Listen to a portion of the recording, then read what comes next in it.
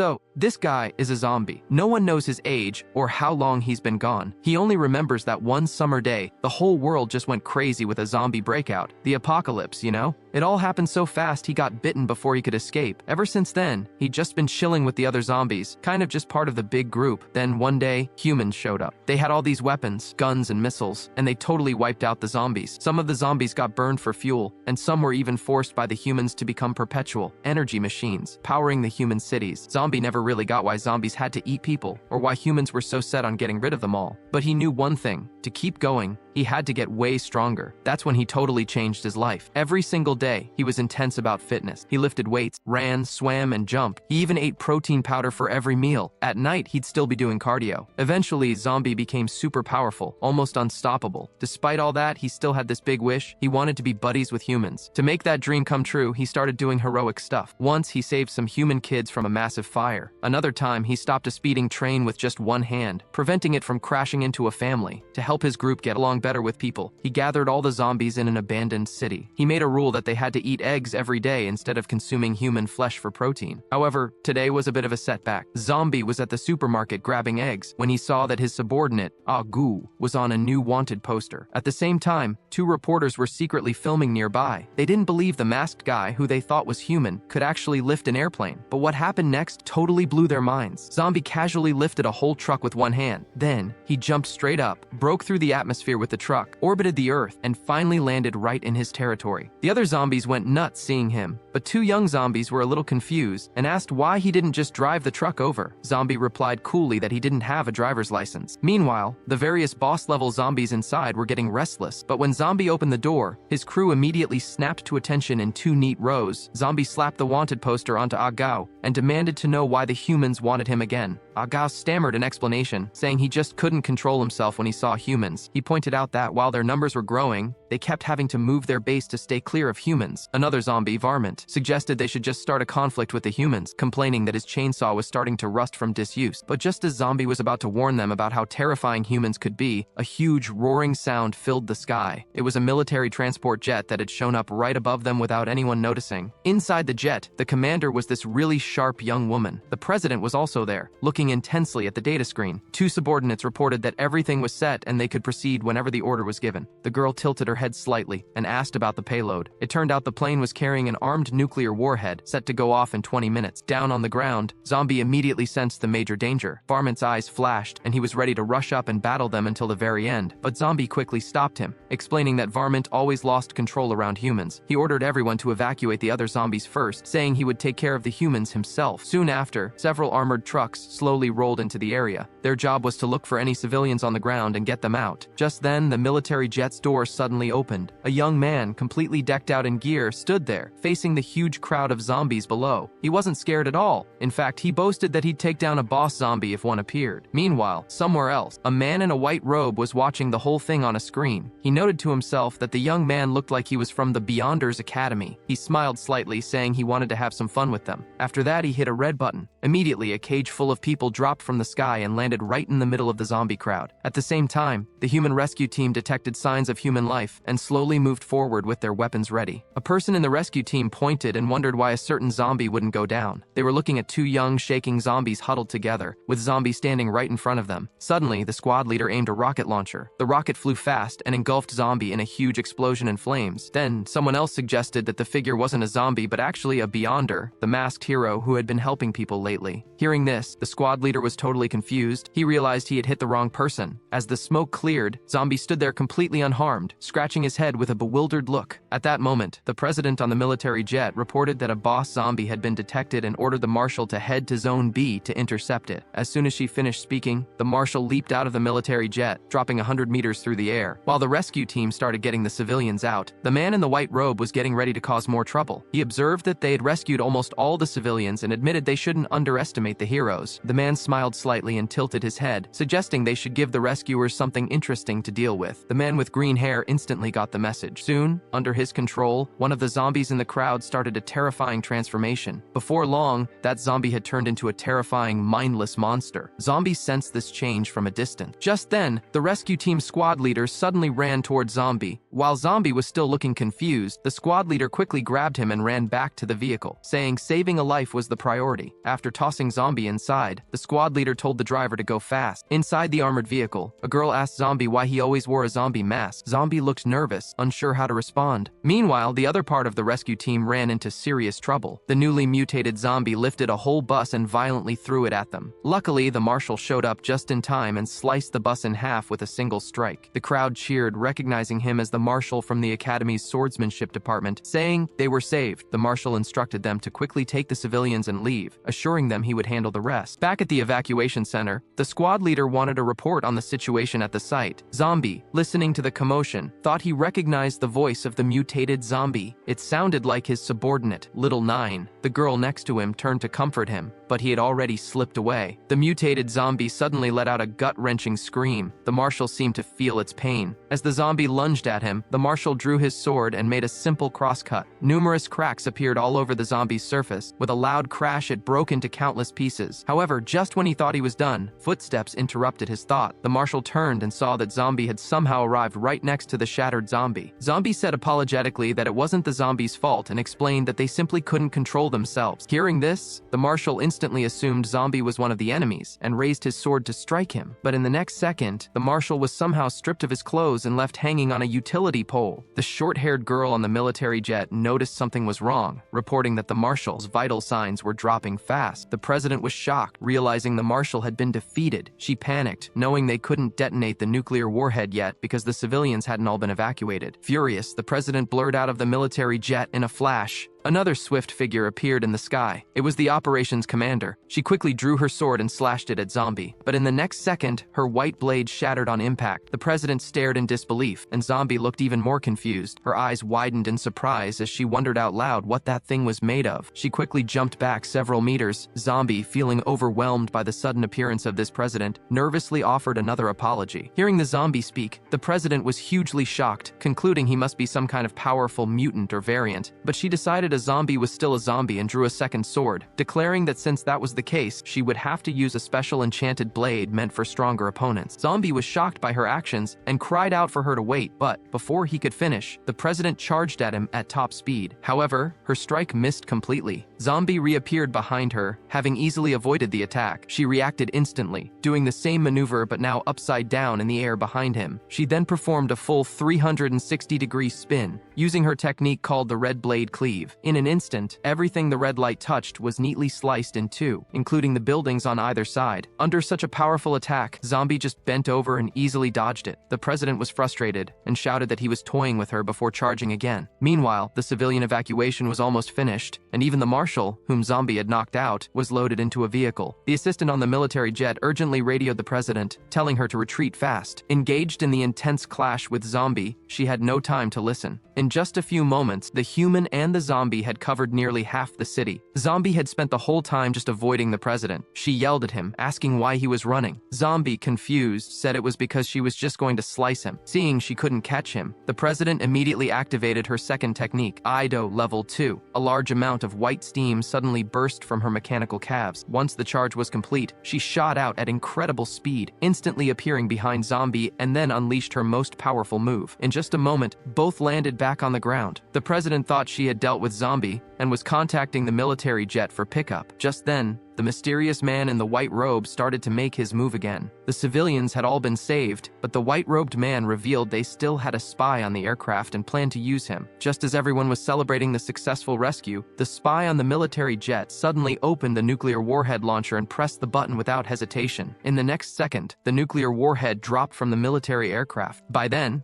the spy had been restrained by 2 others in the cabin. When they reported the news, everyone's faces were filled with fear. Watching the nuclear warhead plummeting rapidly, the president started to panic. She quickly tried to use her mechanical leg boosters to jump back to the military jet, but she suddenly froze. It turned out that her intense fight with Zombie had completely drained her batteries. While the president was panicking, Zombie suddenly appeared in front of her. Before she could react, Zombie grabbed her, spun her around, and threw her high into the sky. She landed perfectly back on her military aircraft. It took her a moment to recover, and then she realized the nuclear warhead was heading straight for Zombie. At this point, the warhead was less than 1,000 meters from the ground. However, Zombie showed no intention of dodging. He pushed hard against the ground with his foot, and the next second, the ground cracked as he launched himself into the air. For the sake of his people, he bravely flew up to meet the nuclear warhead head-on. Just as he was about to touch the warhead, Zombie stretched out his fingers as if to catch it. He then completely flattened the warhead. Seeing this, everyone was completely stunned. The next second, a massive boom shook the air, and a huge, bright mushroom cloud rose. Zombie was totally engulfed in the flames. After what felt like a long time, as the flames slowly faded in the ruins, the president on the military jet suddenly looked totally bewildered. A figure emerged from the smoke. Zombie casually scratched his head, saying that the blast had made his butt itch. Meanwhile, the commander on the jet started to look really down. She wondered aloud what was up with the president. She explained to a subordinate, "Think about it. The president has spent her whole life combating zombies, and now she's been rescued by one. How could she possibly be happy?" The subordinate quickly corrected her, holding up Zombie's information, and said that she seemed mistaken. He clarified that Zombie wasn't a zombie but the masked hero who had recently taken to wearing a zombie mask. Hearing this, the president's face instantly darkened. The next day, a figure in tattered clothes arrived in the human city. Zombie quickly slipped into a phone booth. Once he found out that his subordinates had gotten to safety, he finally felt relieved. However, everything he did in the city was being recorded by surveillance cameras. Just as he was returning to his rental house in his underwear, the president, watching the surveillance feed, figured out where he was. At that moment, Zombie felt that creepy sensation of being watched. Watching the almost naked Zombie, the girl on the screen also looked completely flustered. That day, Zombie was going through his usual exercise routine, wondering if his family had settled in yet. But just then, his door was suddenly kicked open. The person who entered was the president he had just saved. As soon as she was inside, she ordered her subordinates to start moving his stuff. While Zombie was still confused, the president suddenly pulled out an admission notice and shoved it in front of him. She announced that they were from the Beyonders Academy and that he had been accepted. She informed him that from now on he was officially a member of their academy. After saying this, she pointed at Zombie. Several men in suits immediately stepped forward to carry out her orders. Zombie looked at them, protesting and asking if zombies could even go to school. But the president firmly said he was just a human who liked wearing a zombie mask. And just like that, poor Zombie was forced to enroll at the Beyonders Academy. At this point, the red-haired girl, Dawn, mentioned to the president that it wasn't right to recruit people so casually. She also pointed out that the academy dorms were all planned out and wouldn't have any space for him. The president immediately replied that Zombie could just stay with her for the time being. Zombie looked totally out of place in the president's room. Since the president wasn't saying anything, Zombie broke the silence by asking if he would really be living and sleeping there from now on. The president, whose name was Violet, snapped back, asking if that wasn't obvious, and then glared at him, asking if he actually wanted to sleep with her. Hearing this, Zombie quickly waved his hands, insisting that wasn't what he meant, though he admitted he was a little curious. Violet simply told him he would stay in the guest room. Zombie tried one more time to come clean, telling her she might be mistaken because he wasn't actually human.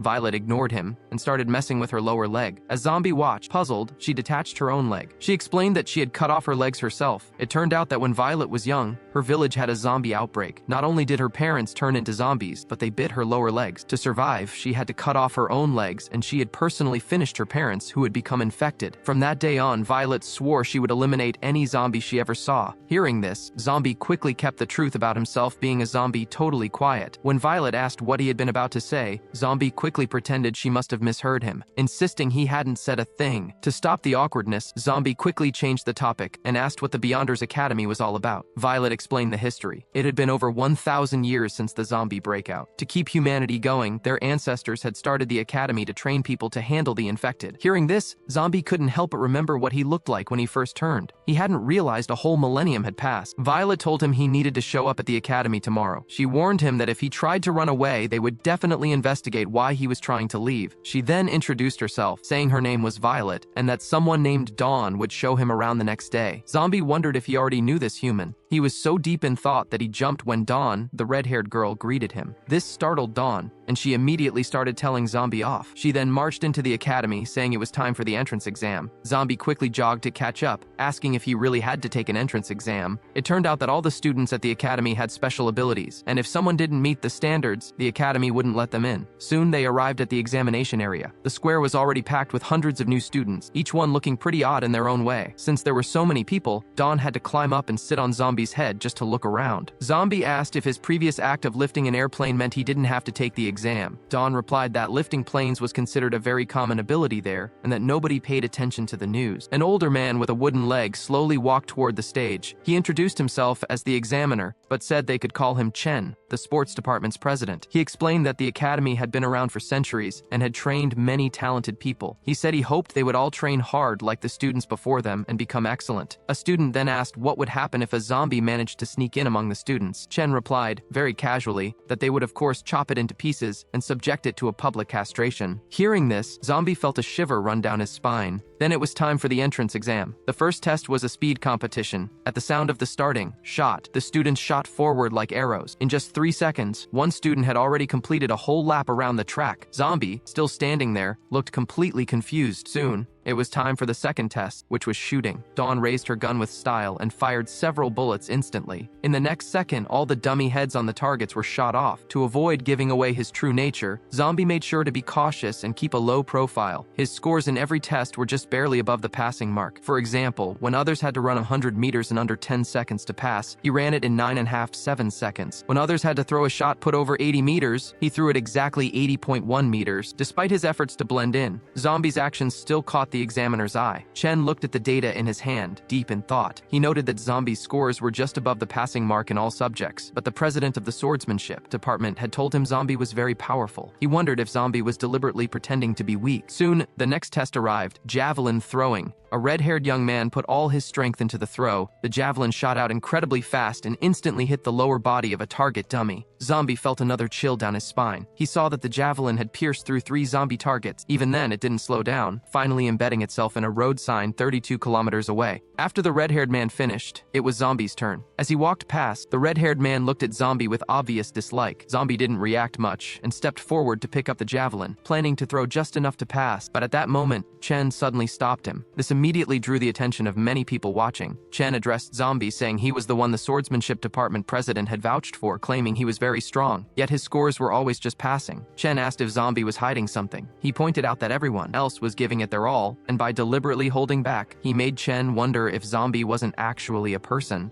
Zombie quickly shook his head, insisting he was human. Chen said that if Zombie could throw the javelin 3 kilometers, he would consider him passed, but if he couldn't meet that, Chen would send him to be castrated on the charge of being a spy. Zombie was completely stunned. Since turning into a zombie, he had lived a life of secrecy. He exercised every day to avoid being captured and turned into an energy machine by humans. Thinking to himself, Zombie decided to throw the javelin as hard as he possibly could. With that decision, he raised the javelin in his hand. As a red light flashed in his eyes, a huge burst of power swept across the entire examination field. In an instant, the javelin flew into space. It pierced a satellite clean through. Even then, the javelin kept going toward the moon. The force of Zombie's throw was so great that the students at the examination site were lifted right off the ground. Chen stared at the ground, which was crushed under Zombie's foot, exploding in disbelief. What he didn't know was that the javelin had punched a hole clear through the moon. Zombie was indeed the strongest zombie on Earth, capable of catching nuclear warheads bare-handed and shooting through the moon with a single javelin throw. At that moment, Dawn excitedly ran up to Zombie, praising how incredibly impressive he was. Zombie, feeling a bit embarrassed, said he had just tried his best, as instructed, but what they didn't realize was that the hole the javelin made in the moon had also created an asteroid. After qualifying, Zombie asked if he could go home now. Dawn was surprised, suggesting that with his strength, he could easily become a department president. She explained that as a president, he would have massive influence, able to command an army, use nuclear weapons, and the government would even give him a city to run. Mayors, she said, were just a department president's staff. However, Zombie didn't seem interested, as he already had countless zombie residents under his command. Dawn then took him to the biotech department, which also served as the logistics hub for developing new gear and weapons. There, Zombie noticed a photograph of a family of 4. Dawn immediately introduced the man in glasses as Professor Jamie, who used to be the department president. She explained that after his wife passed away, he became obsessed with dangerous experiments involving zombies and humans. Eventually, he was kicked out of the academy, and a finish order was even put out against him. The 2 male figures in the picture looked strikingly similar to the mysterious individuals who had caused trouble earlier. Just then, a girl approached and asked if they were new students. Curious, Zombie looked at her. Dawn whispered that this girl was an orphan adopted by Professor Jamie and was now the acting department president. The biotech president then asked what kind of equipment the two of them needed. Dawn said she wanted gear that would help her easily carry weapons, like trousers that could hide her Gatling gun. The girl showed no reaction to this and looked toward Zombie. Zombie thought for a moment. He didn't need weapons, but he was always left naked after a clash, so he thought indestructible clothing would be perfect. The biotech president was left speechless by both requests. Meanwhile, at the sword department, the marshal, who had lost earlier, was kneeling and being scolded by a tall blue-haired girl in black stockings. He explained that the person who defeated him was extremely strong. He had charged at him, and the next thing he knew, everything went dark, and he was hanging on a utility pole. Hearing this, the girl became interested, set down her book, and slowly moved closer, asking for the name of the person who did that. That day, the teacher was explaining how to spot traps and capture zombies, while Zombie was busy taking notes below. Dawn leaned in and asked what he was doing. Zombie, without looking up, said he needed to take the key points back to tell his family. Dawn was completely confused by this. Just then, the loudspeaker suddenly announced that all new students should gather at the gymnasium. Though puzzled, Zombie and Dawn quickly arrived at the meeting point. As they ate ice cream and wondered what was going on, Violet suddenly appeared, telling them to behave as this was a very important meeting. A tall, blue-haired beauty was watching Zombie from a distance. Her name was Zhang Lanqi, the president of the sword department. She and Violet of the swordsmanship department were longtime rivals, so she had come to see how strong this Zombie that Violet had introduced really was. Seeing Zombie's relaxed attitude, Zhang Lanqi told her subordinate to test him later. Meanwhile, several mysterious figures suddenly appeared at the gymnasium entrance. The one in front was the so-called chief, the president of the mechanical lifeform department. Seeing the chief walk in, everyone respectfully bowed. Dawn, seeing Zombie looking clueless, quickly pushed his head down to bow to the chief. At that moment, the chief glanced at Zhang Lanqi next to him and warned her not to cause any trouble. Hearing this, Zhang Lanqi had no choice but to wave her hand, signaling that she would leave immediately. Her subordinate asked if they were just going to let Zombie go. Zhang Lanqi's eyes twinkled, and she smiled, saying the chief's matters were more important than Zombie, and she only respected the strongest people. The chief walked up to Violet and patted her on the shoulder to acknowledge her hard work. Zombie asked Dawn who this chief was. Dawn, thinking Zombie was jealous, started explaining the chief's background. It turned out he was Professor Jamie's greatest creation, an evolved version of humans. Out of tens of thousands of test subjects, only he had survived. After Professor Jamie was expelled, the chief started the mechanical lifeform department. In the city he ruled, there hadn't been a zombie outbreak for 10 years, and any zombie that crossed his path turned into ash. Hearing this, Zombie felt a shiver run down his spine. Just then, the chief began the meeting. It turned out the spy they had caught still hadn't revealed anything. Hearing that the spy was the one who had secretly launched the nuclear warhead, Zombie was furious, realizing that this was the guy who had bombed him. The discussion about the traitor, Professor Jamie, made Zombie wonder if the threat of zombies had actually passed, and if all the tensions were just due to internal conflict. Dawn confirmed that was the situation. The chief then offered a challenge. If anyone could make the spy reveal Professor Jamie's hiding place, that person would be made a vice president. Hearing this, the new students in the gym erupted in excitement, all raising their hands eagerly to try. But 2 hours passed, and the spy still hadn't budged. Whether it was painful treatment, mock castration,